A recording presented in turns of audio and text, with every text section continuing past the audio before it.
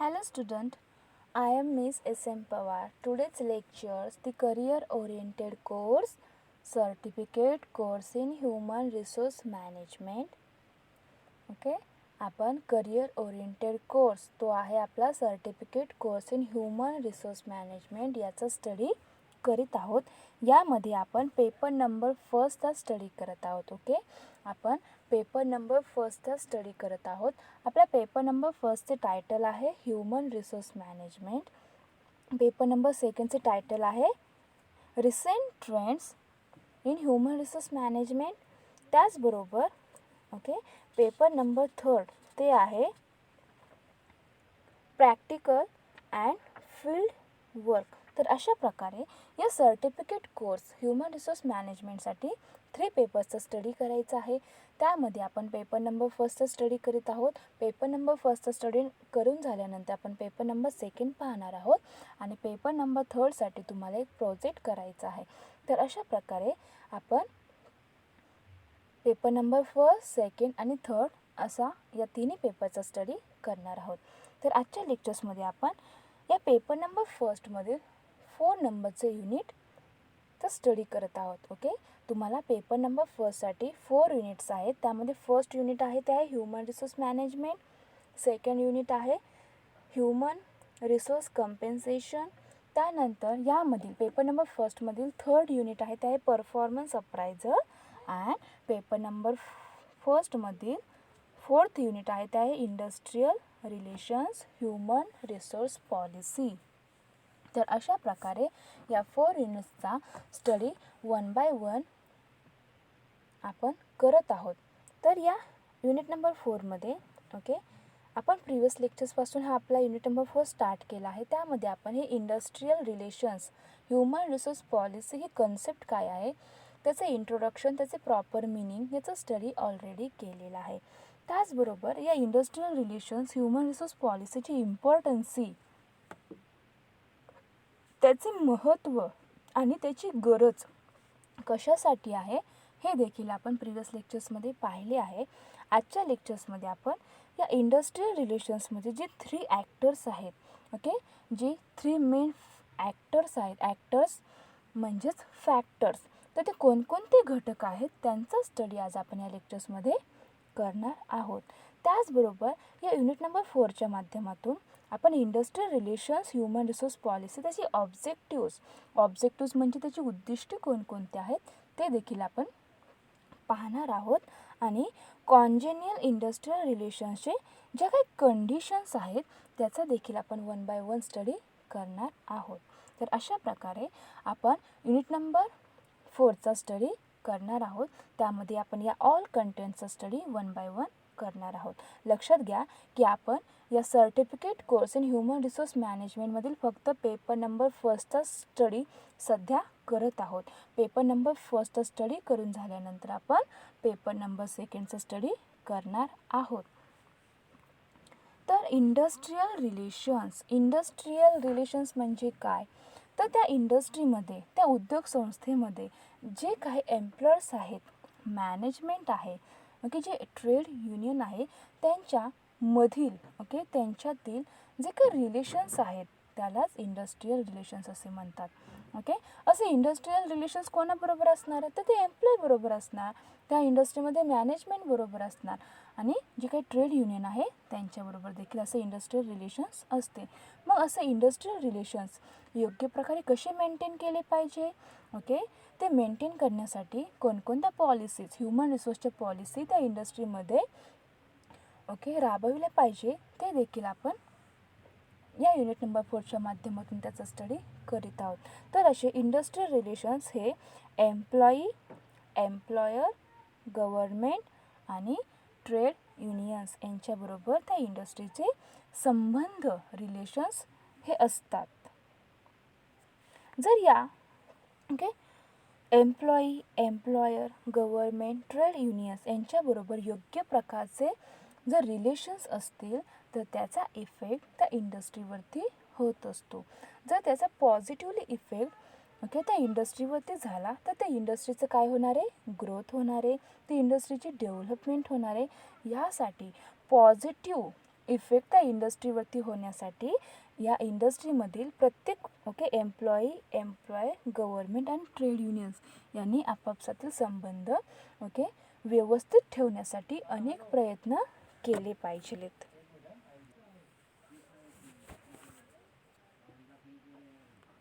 Introduction and concept of industrial relations. तर ते industrial रिलेशन्समधील 3 ॲक्टर्सचा study करण्यापूर्वी आपण इंडस्ट्रियल रिलेशन्स ही कॉन्सेप्ट काय आहे त्याचा ओव्हरव्ह्यू घेऊया. ते एकदम थोडक्यामध्ये आपण त्याचा स्टडी करूया. तर आपण इंडस्ट्रियल रिलेशन्स म्हणजे काय याचा स्टडी ऑलरेडी केलेला आहे, तरी देखील आपण ते कन्सेप्ट काय आहे ती आणखीन चांगल्या प्रकारे समजून घेण्यासाठी आपण त्याचा थोडक्यात स्टडी करूया. तर इंडस्ट्रियल रिलेशन म्हणजे काय? Meaning. The term industrial relations comprises of 2 terms, industry and relations. The industrial relations he term याच्यामध्ये 2 टर्म्सचे काय आहे कंप्राइजेस केले आहे. यामध्ये फर्स्ट आहे ते इंडस्ट्री आणि सेकंड आहे relations. Industry refers to any productive activity in which an individual. तर इंडस्ट्रीमध्ये प्रोडक्टिव्ह ॲक्टिव्हिटी कोणत्याही प्रकारची प्रोडक्टिव्ह ॲक्टिव्हिटीचा समावेश होतो ती रेफर केले जाते. Industry refers to any productive activity in which an individual or a group of individuals are engaged. By relations we mean the relationship that exists within the industry between the employer and his workmen. According to Professor Dunlop, industrial relations can be defined as the complex of interrelations among workers, managers and government. तर इंडस्ट्रियल रिलेशन्समध्ये 2 terms आहेत. एक आहे industry, दुसरी आहे relations.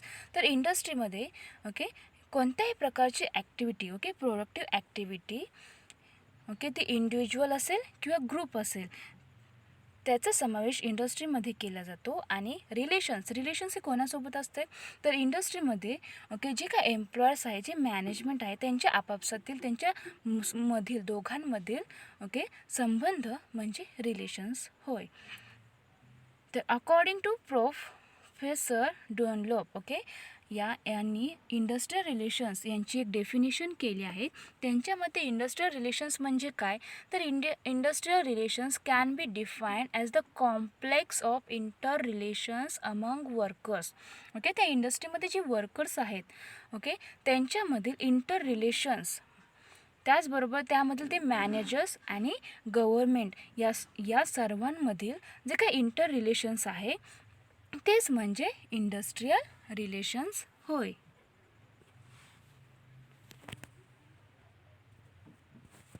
Industrial relation means the relationship between the management and workmen in a unit or an industry. जी काही industry आहे, जी काही युनिट आहे त्यामध्ये जे वर्कर्स आणि मॅनेजमेंट आहे त्यांच्यामधील त्या दोघांमधील रिलेशनशिप म्हणजेच इंडस्ट्रियल रिलेशन होय. It is an art of living together for the purpose of production, productive efficiency, human well-being and industrial progress. Industrial relations ही एक आर्ट आहे. यामध्ये जे काही प्रोडक्शन केले जाते त्याचबरोबर प्रोडक्टिव्ह इफिशियन्सी आणि human well-being and industrial progress यांची काय आहे एक आर्ट आहे. It comprises of a network of institutions such as trade union, collective bargaining, employers, the law and the state, which are bound together by a set of common values and aspirations.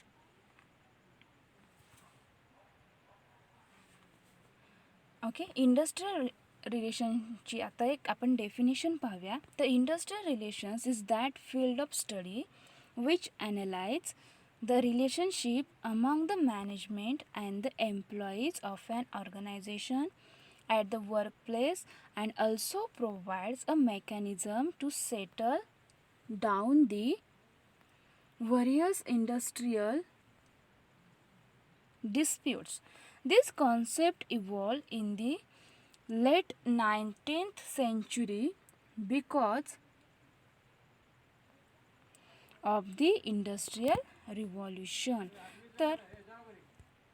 The industrial relations is that field of study which analyze the relationship among the management and the employees of an organization at the workplace and also provides a mechanism to settle down the various industrial disputes.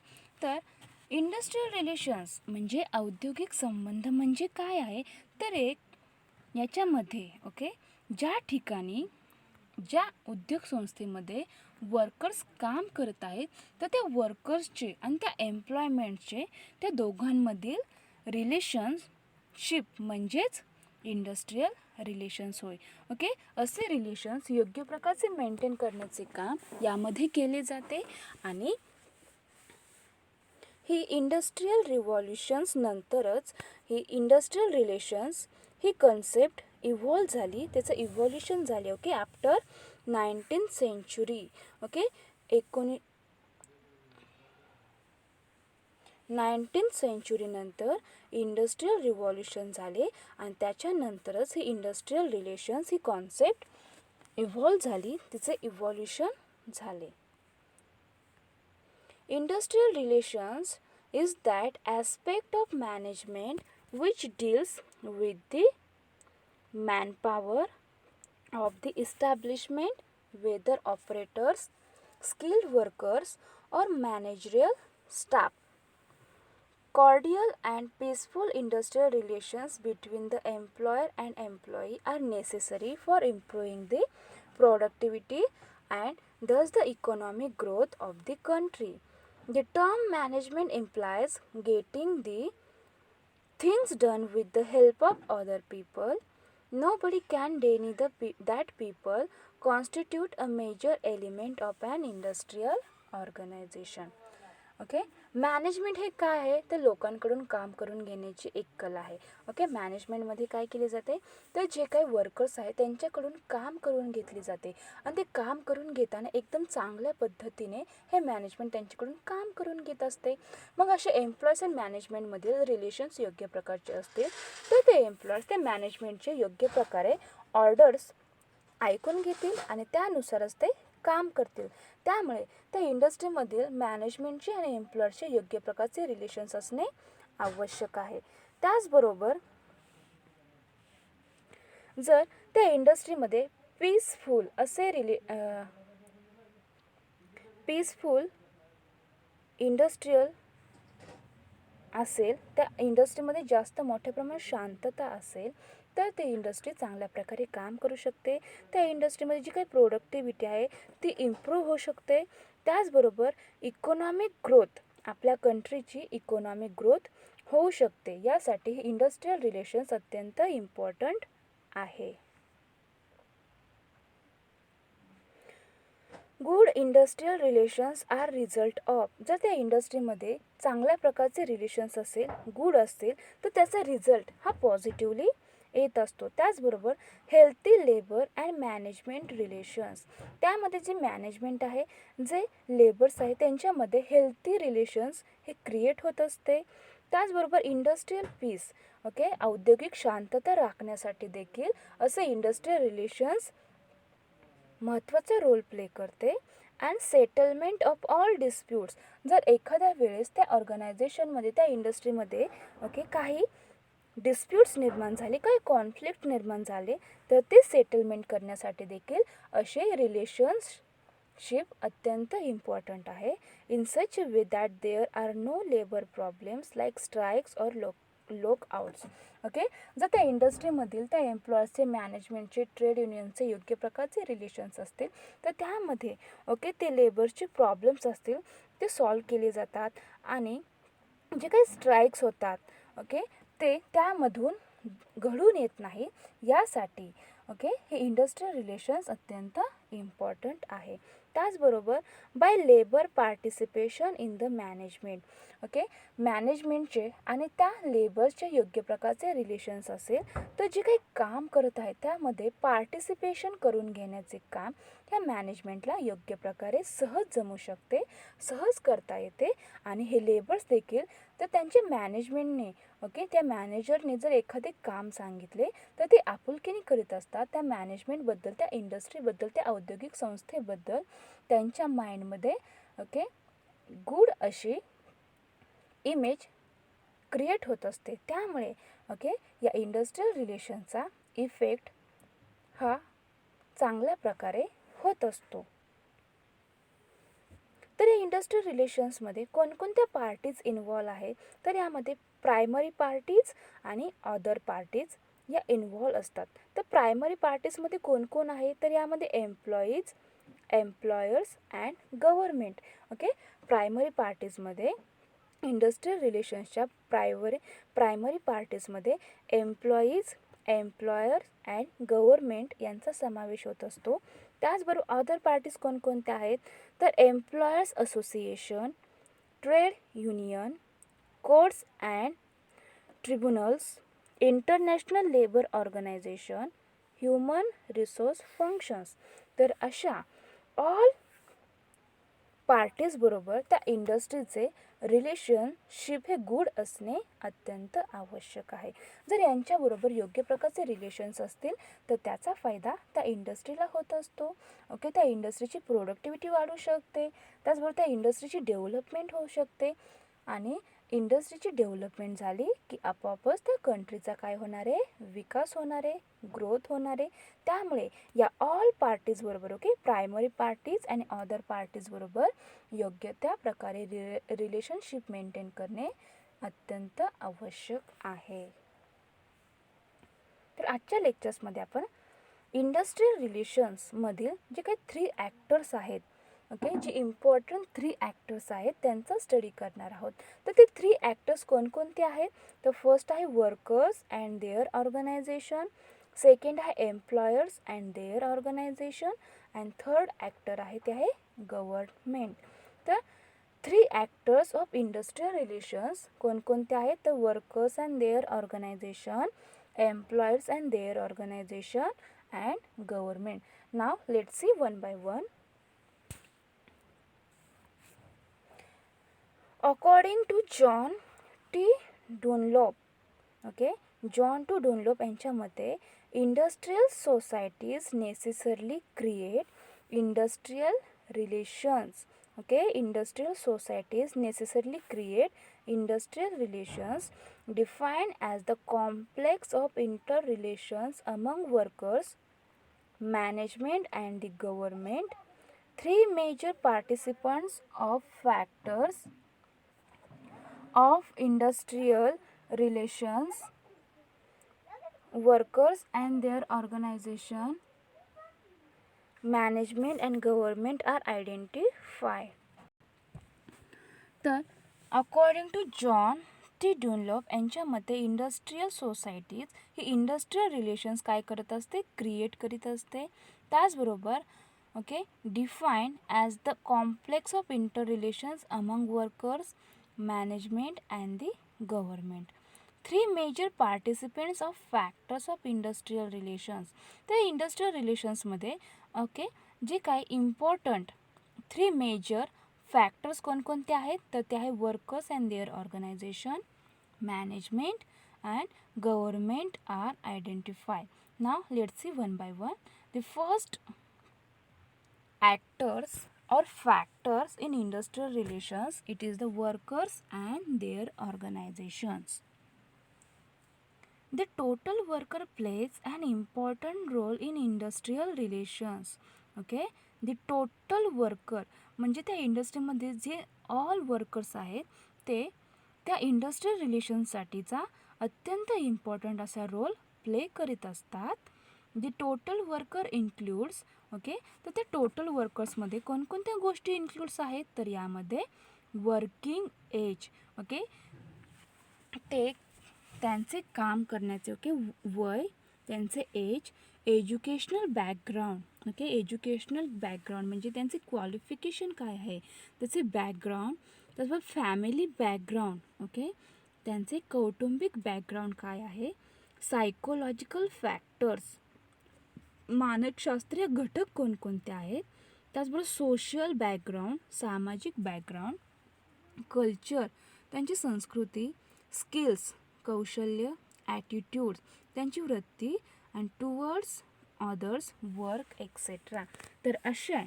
Okay, या all factors या वर्कर्समध्ये काय असतात, total वर्कर्समध्ये includes असतात. Okay, now listen again. The total worker includes working age, educational background, family background, psychological factors, social background, culture, skills, attitude towards others, work, etc. Workers' organizations, prominently known as trade unions, play their role more prominently in trade unions.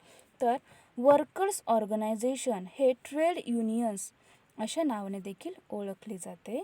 The main purpose of trade union. तर या trade युनियनचा main purpose काय आहे, त्यांचा हेतू काय आहे, तर to protect the workers economic interest through collective bargaining and by bringing pressure of the management through economic and political tactics. तर या ट्रेड युनियनचा मेन पर्पज, हेतू काय आहे, तर जे काही वर्कर्स आहेत त्यांचं जे काही इकॉनॉमिक इंटरेस्ट आहे त्याला प्रोटेक्ट करणे. ओके, या ट्रेड युनियनचा मेन पर्पज आहे तो आहे त्या वर्कर्सचा इकॉनॉमिक इंटरेस्टला प्रोटेक्ट करणे.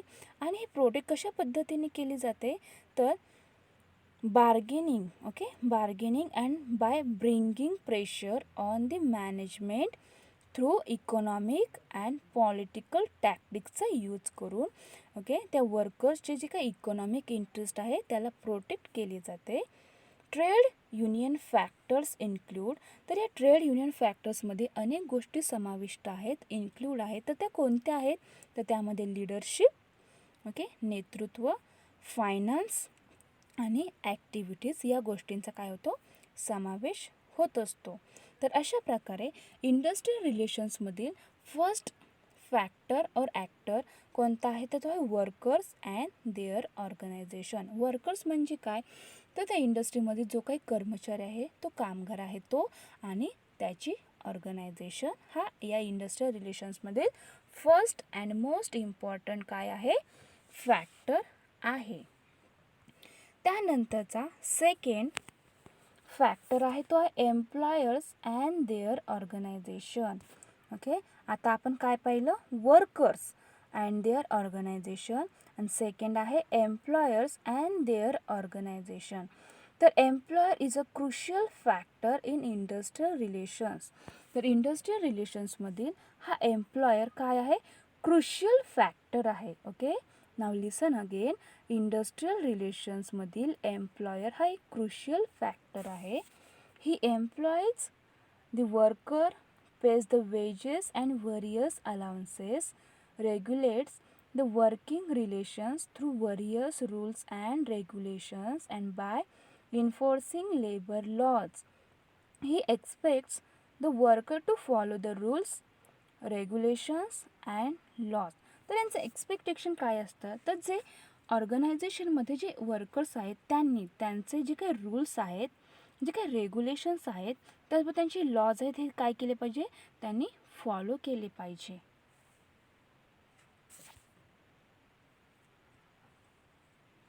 ही further expect them to contribute their resources to the maximum.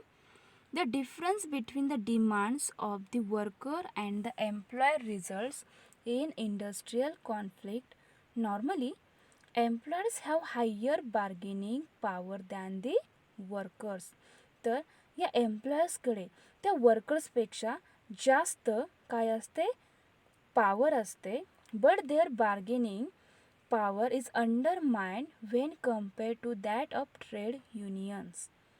Employees from their organization to equate or excel their bargaining power with that of trade unions. These organizations protect the interest of the employer by pressuring the trade unions and the government. तर यामध्ये okay आपला जो first factor होता तर तो होता workers and their organisation. आणि total workers industrial रिलेशन्समधील जे काही टोटल वर्कर्स आहे ते इम्पॉर्टंट रोल प्ले करतात. या टोटल वर्कर्समध्ये अनेक गोष्टींचा समावेश होत होता.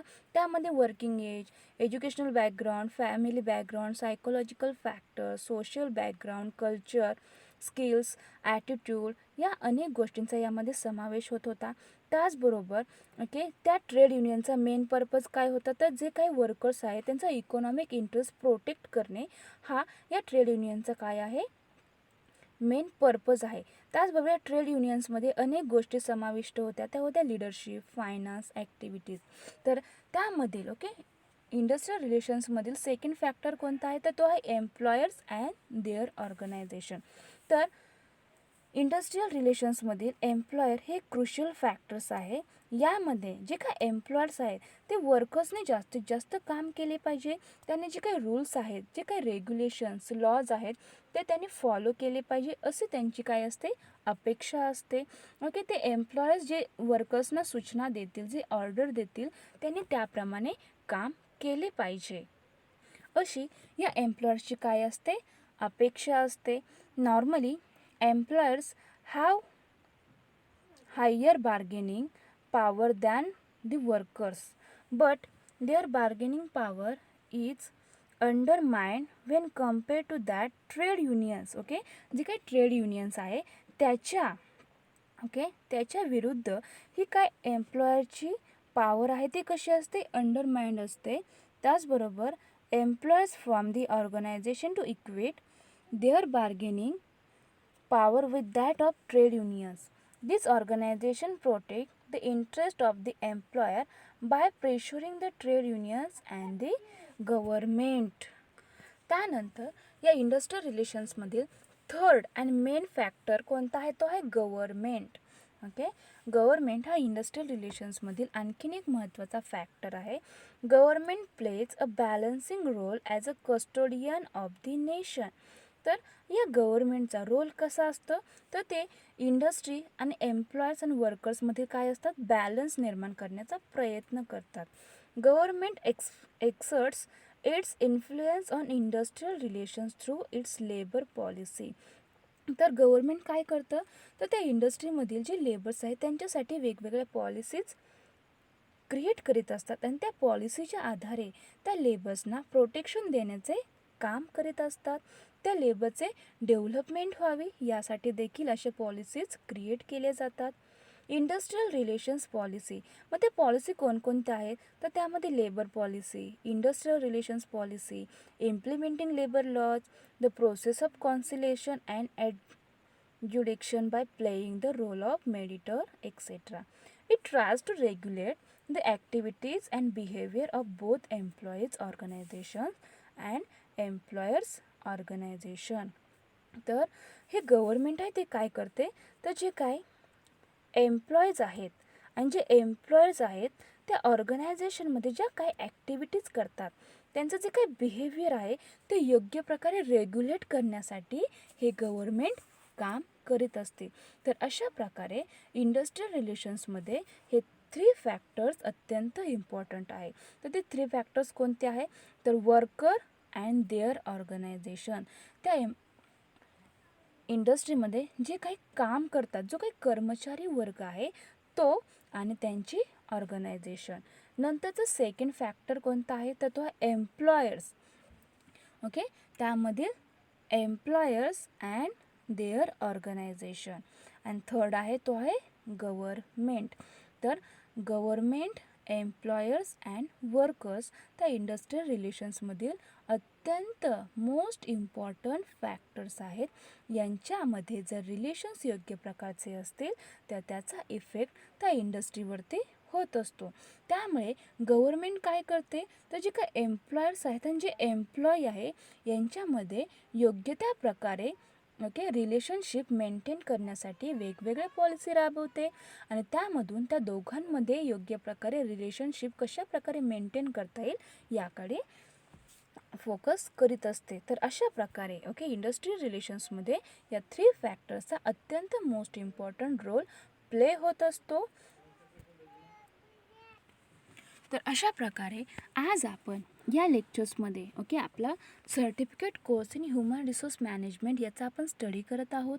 त्यामधील पेपर नंबर फर्स्टचा स्टडी करत आहोत. आपल्या पेपर नंबर फर्स्टचं टायटल आहे ह्युमन रिसोर्स मॅनेजमेंट. त्या पेपर नंबर फर्स्टमधील आपण युनिट नंबर 4चा स्टडी करत आहोत. युनिट नंबर 4चे टायटल आहे industrial relations and human resource policy. तर ही इंडस्ट्रियल रिलेशन्स ही कन्सेप्ट काय आहे त्याचा देखील आपण ओव्हरव्ह्यू आजच्या लेक्चर्समध्ये घेतलेला आहे. त्याचबरोबर ओके या इंडस्ट्रियल रिलेशन्समधील जे काही 3 इम्पॉर्टंट ॲक्टर्स और फॅक्टर्स आहेत ते देखील आपण यामध्ये पाहिले आहेत. तर ते इंडस्ट्रियल रिलेशन्समधील ओके ते 3 फॅक्टर्स कोणते आहेत, तर workers and their organisation, employers and their organisation and government. हे 3 फॅक्टर्स या इंडस्ट्रियल रिलेशन्समध्ये अत्यंत इम्पॉर्टंट आहेत आणि ते इम्पॉर्टंट रोल प्ले करीत असतात. तर या तिन्ही फॅक्टर्सचा त्या इंडस्ट्रियल रिलेशन्सवरती काय होत असतो, परिणाम होत असतो. तर अशा प्रकारे आज आपण या 3 ॲक्टर्सचा और फॅक्टर्सचा काय केला आहे, स्टडी आजच्या लेक्चर्समध्ये आपण केलेला आहे. Okay, thank you.